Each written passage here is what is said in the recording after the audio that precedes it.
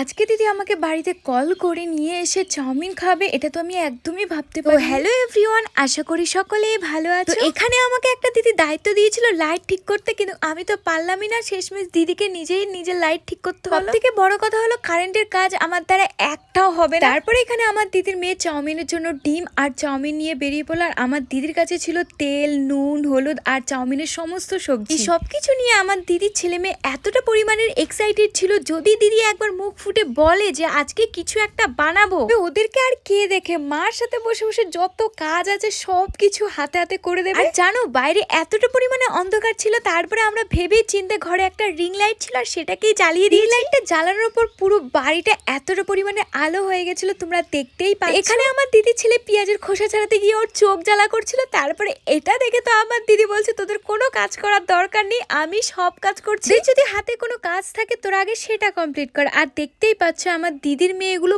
প্রচুর বানাতে ভালোবাসে। আমাকে দিদি পাঠিয়েছে হাতা খুন্তির জন্য, বাট আমি এই সিলভার প্লে বাটন দেখে না নিজেকে আর সামলাতে পারলাম না। একবার হলো ঘরে আসলে সেটাকে আগে টাচ করবোই। থেকে বড় কথা হলো এই জিনিসটা হয়তো কোটি টাকার দাম নয়, তারপরে এই জিনিসটার প্রতি এতটা পরিমাণের ভালোবাসা আমার আর দিদি। সবসময় আমি দিদি বাড়িতে আসলে এই সিলভার প্লে বাটনটা একবার হলো টাচ করি, আর আমার থেকে যে এতটা পরিমাণে শান্তি লাগে এটাকে টাচ করার পর। আজকে দিদির ছেলে মেয়ের কথা হচ্ছে মা আজকে পড়তে বসবো না, কিন্তু আমার দিদির কথা হচ্ছে লাইফে তো প্রত্যেকটা দিনই রান্না খাওয়া দাওয়া চলবে, বাট পড়াশোনা কেন বন্ধ থাকবে? লাইফে যাই কিছু হয়ে যাক, ছোটবেলা থেকে যদি ব্রেন স্ট্রং না করা হয় না, বড় হয়ে প্রচুর পরিমাণে প্রবলেম। আর এখানে আমার দিদির ছেলে মানে আমার ছোট পাপা, তো ওর প্রত্যেকটা দিন স্কুলের হোমওয়ার্কে একটা ভুল করবে। 95 এর পরে হবে 96, বাট ও সেটাকে করে দেয় 69। ছোটবেলা আমারও প্রবলেম হতো, 6টাকে উল্টে দিলে 9 হয়ে যেত, আর 9টাকে উল্টে দিলে 6 হয়ে যেত। 9 6 এর মধ্যে এতটা পরিমাণে ঘুলিয়ে ফেলে, প্রত্যেকটা দিন একই ভুল করবে। আমি ভুলটাকে ঠিক করে দিলাম, আর একটা কথাই বুঝলাম যে আজকে ভুল হয়েছে তো কি হয়েছে, কালকে কিন্তু ঠিক করতেই হবে। আর আজকে আমার দিদির ছেলে মেয়েকে দেখে আমার একটা কথা তো মনেই পড়ে যাচ্ছে, ছোটবেলায় সেম একইভাবে মা যখন রান্না করতো আর আমাদেরকে পড়তে বসাতো, আজকে সেম মেয়ে একই কাজ করছে। কারণ আমাদের লাইফে প্রত্যেকটা কাজ যখন ছোটবেলায় মা করতো, সেম একই কাজ মেয়েরও একটা সময় করতে হবে।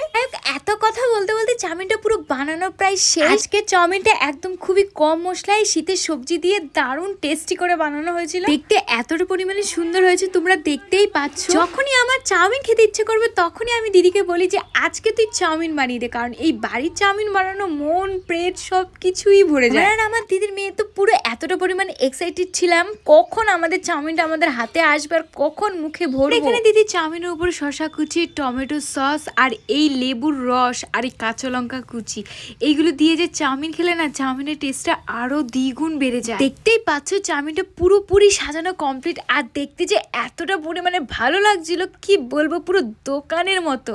আর এবার শুধু একটাই কাজ, যেটা হলো কাঁটা চামচ দিয়ে চাউমিনটা ঘোরাও আর চাউমিনটা মুখে বড়। আর সবার প্রথমে চাউমিনটা টেস্ট করলো আমার দিদির মেয়ে, নেক্সট করলো আমার দিদির ছেলে মানে আমার ছোট পাপা, তারপরে আমার দিদি টেস্ট করে দেখলো। ওরা তো খেয়ে বললো দারুণ টেস্ট হয়েছে, বাট আমি এত কিছুর মধ্যে হলো মুখে ভরবো না, আমি আগে ক্যামেরার সামনে সেটাকে স্টাইল করে দেখাবো। বলতে গিয়েই মুখে আটকে যাচ্ছে আর থাকতো স্টাইল করবো। যাই হোক, এই হলো আমার সামনে স্টাইল, যেটা খাবার নিয়ে সবাই করে, আমিও কেন বাদ থাকবো, আমিও ক্যামেরা নিয়ে একটু স্টাইলটা তো করতেই পারি।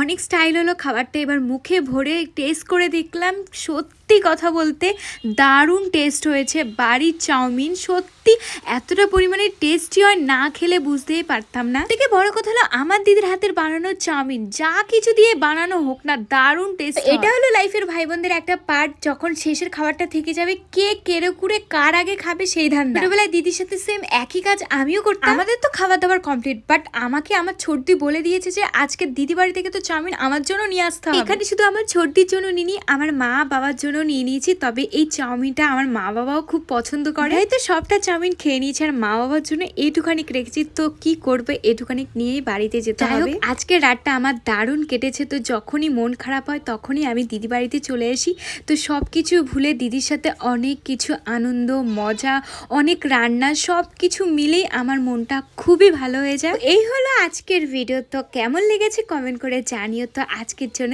এটুখানি, টাটা বাই বাই, দেখা হচ্ছে নেক্সট ভিডিও।